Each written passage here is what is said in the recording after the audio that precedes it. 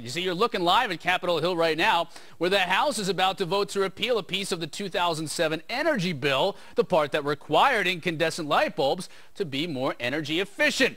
Critics on the left calling the repeal dim-witted. My next guest co-sponsoring the move, Republican Congressman Michael Burgess of Texas. Congressman, what is it about the original energy bill passed back in 2007 that bothers you so much?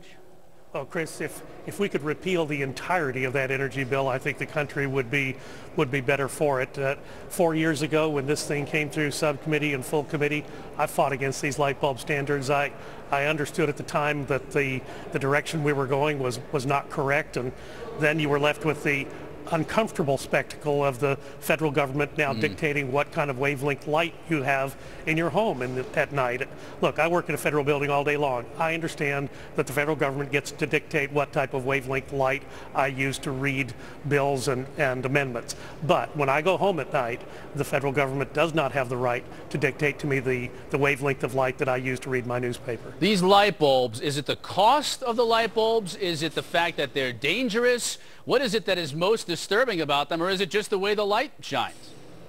All of the above, and probably what's most important is, again, the federal government had no business making this type of regulation. Once again, Congress wades into an area where it doesn't belong, picking winners and losers in the light bulb manufacturing process, and as a consequence, at a time we should be preserving jobs, we're losing jobs. The 100 or so people that lost their jobs last September and October from one of the last light manufacturing plants to close down here on the East Coast.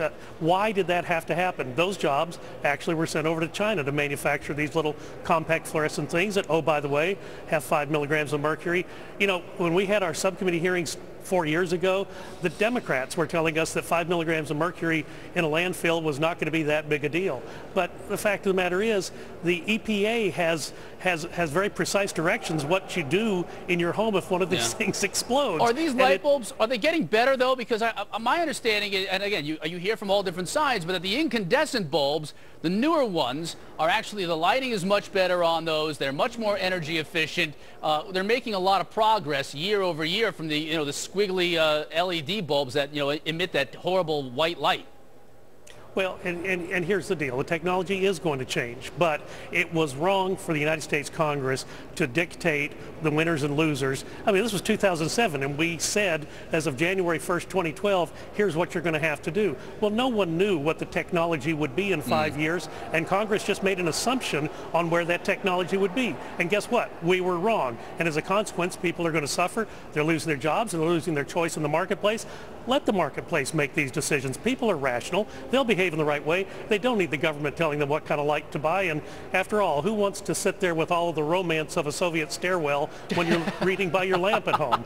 Well, Congressman Burgess, this probably stands a better chance of passing this repeal in the House than it does in the Senate. Am I correct on that?